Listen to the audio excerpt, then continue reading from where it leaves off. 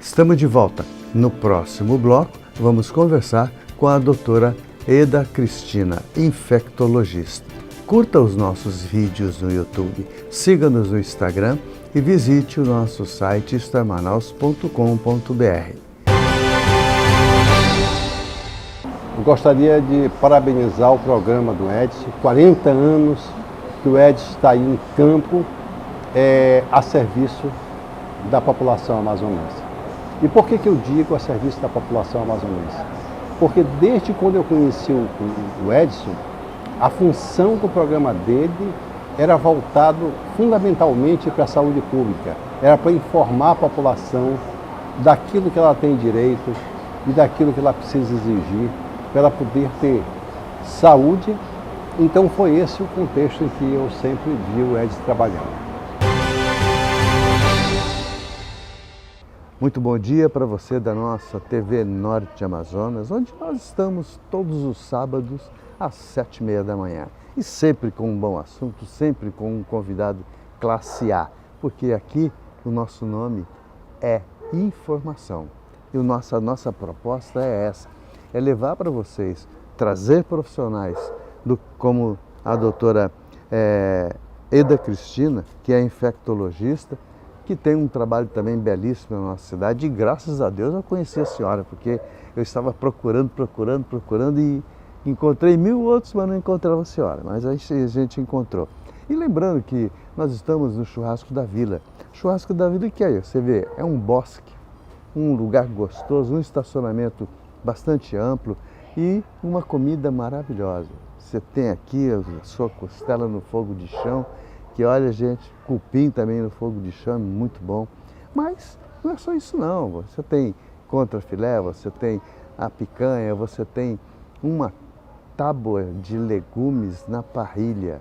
E olha, é uma coisa diferente, como a costela. Aqui a gente sabe que a costela é um sinônimo grande de gordura, mas eles fazem de uma maneira tal que você não vê a gordura. E o sabor, então, doutora Eda Cristina, infectologista, e tem seu consultório lá na Central de Consultórios Unimed. Telefone, linha direta com a doutora Eda, 991 12 7609. Doutora, muito obrigado pela gentileza de estar aqui conosco. Hoje eu sei que a senhora fez um esforçozinho bem maior para estar aqui.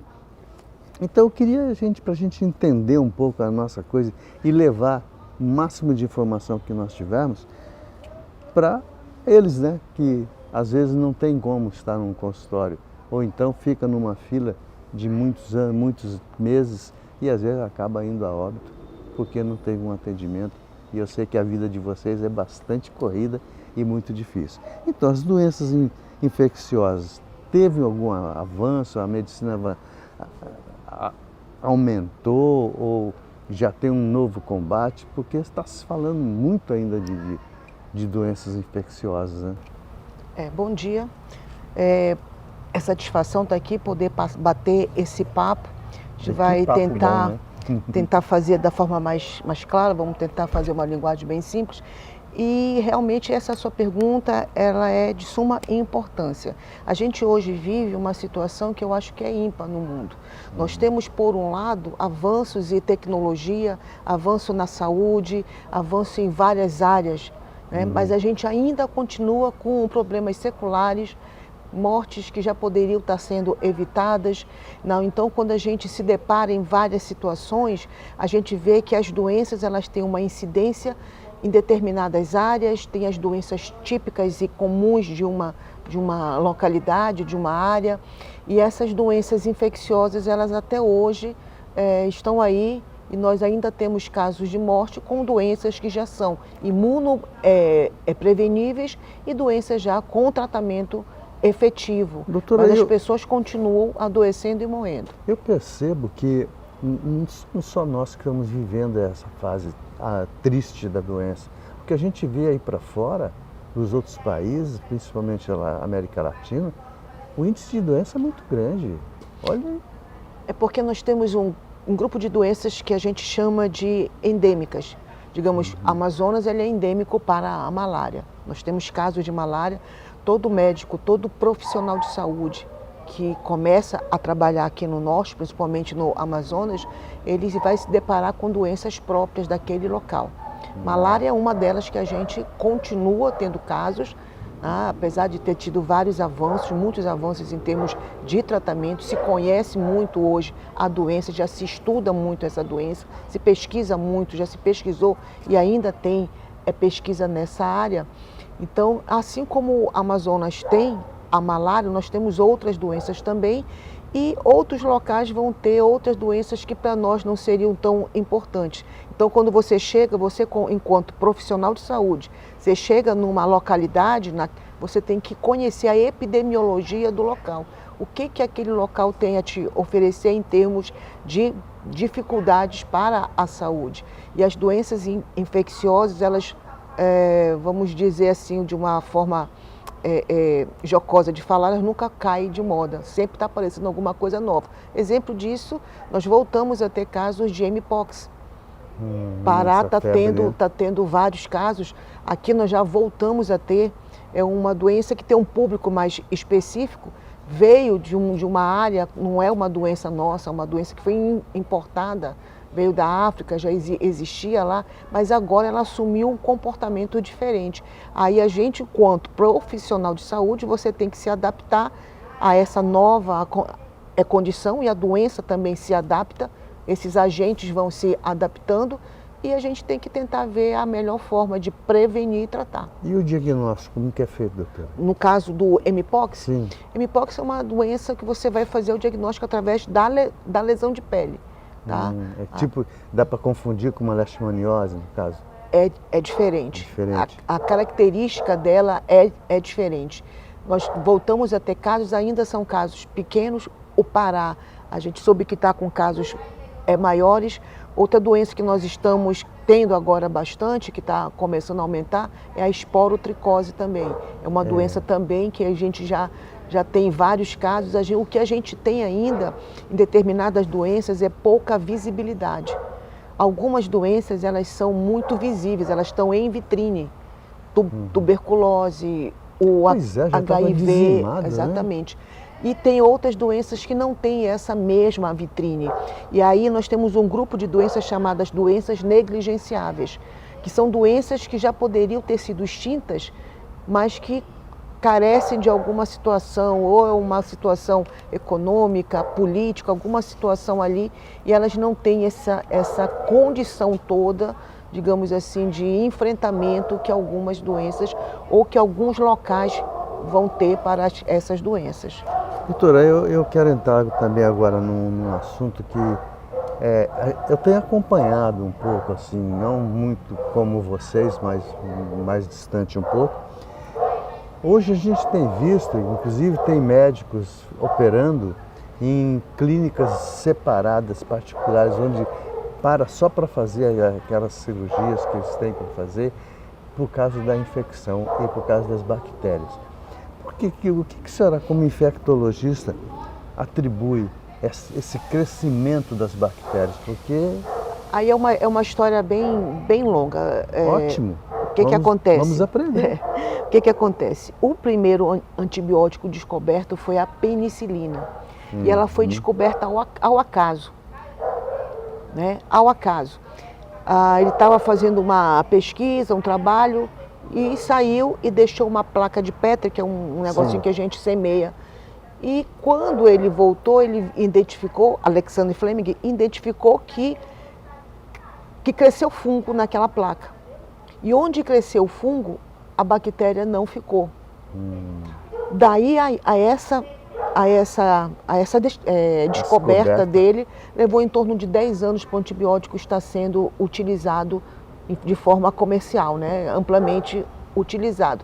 Então, de repente, a gente saiu de uma medicina em que não havia o tratamento das infecções, né? E que passamos a uma medicina que já existia um tratamento.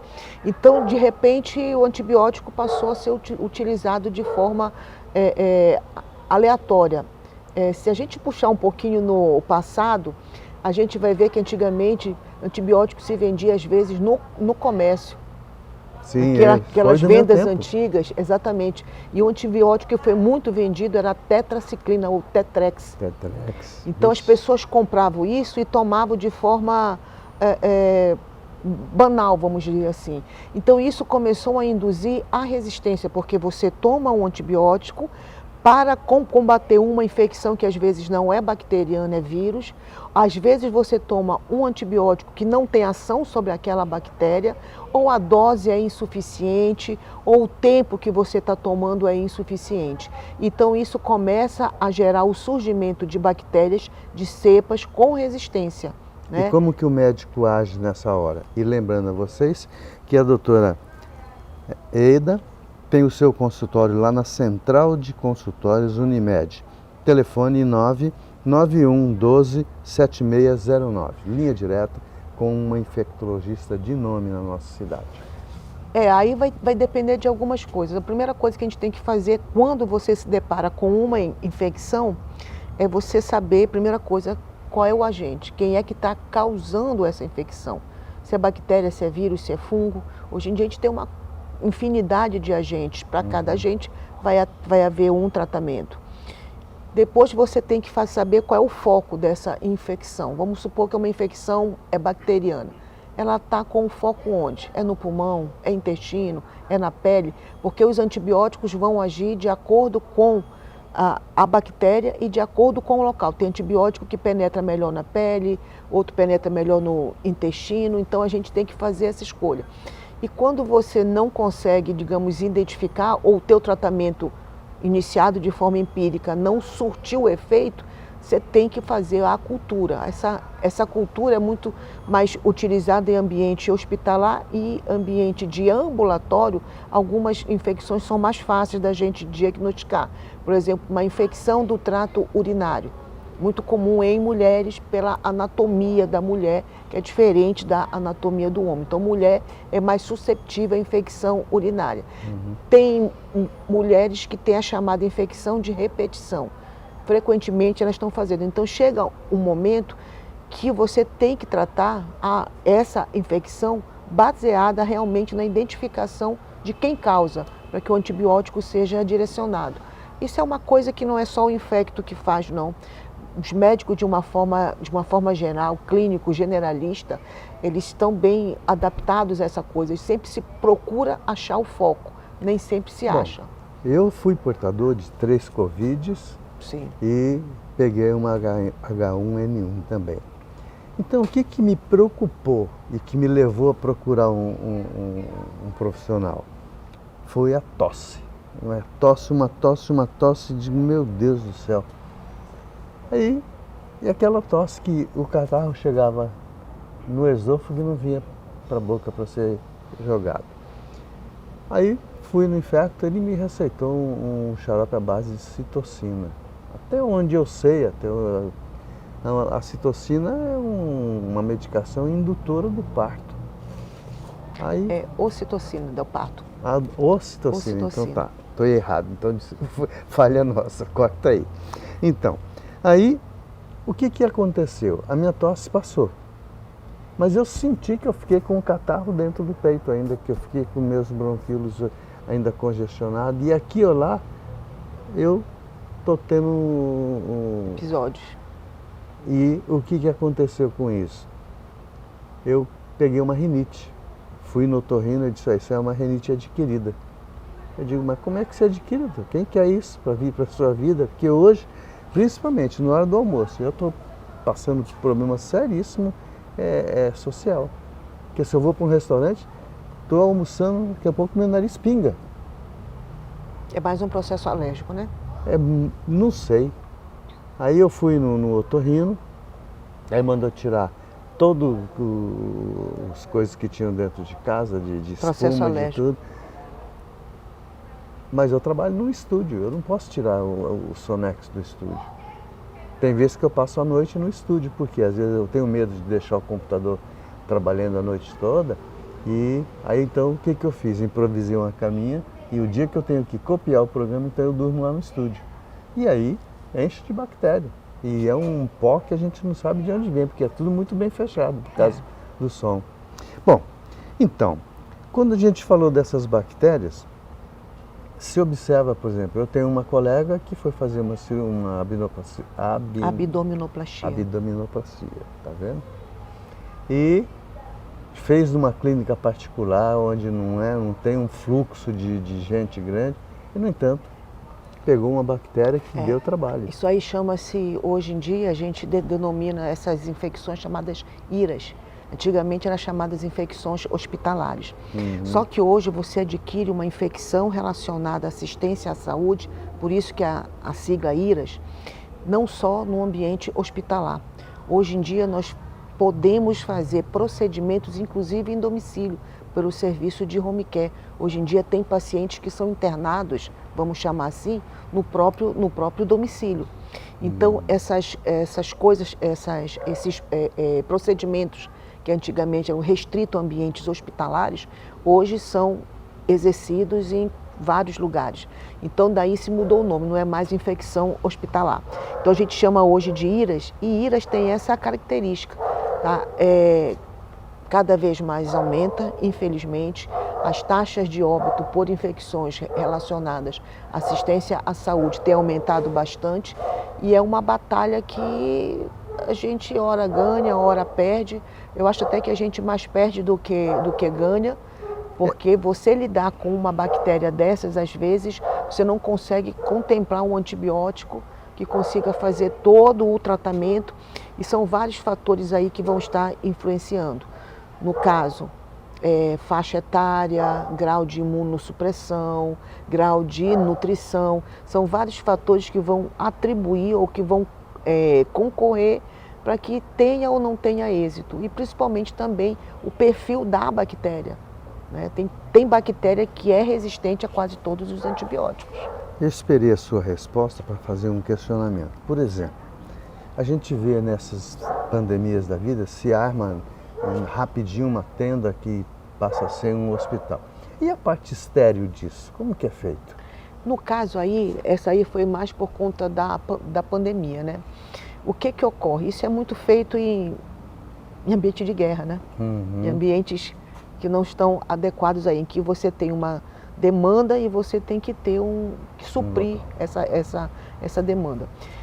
Geralmente não há necessidade de um ambiente estéril, mas de um ambiente limpo. Tá? Aí a gente entra também numa outra questão que é muito difícil das pessoas entenderem, que, por exemplo, dentro de um ambiente ou hospitalar, ou de um ambiente de assistência à saúde, alguns conceitos devem ser mantidos.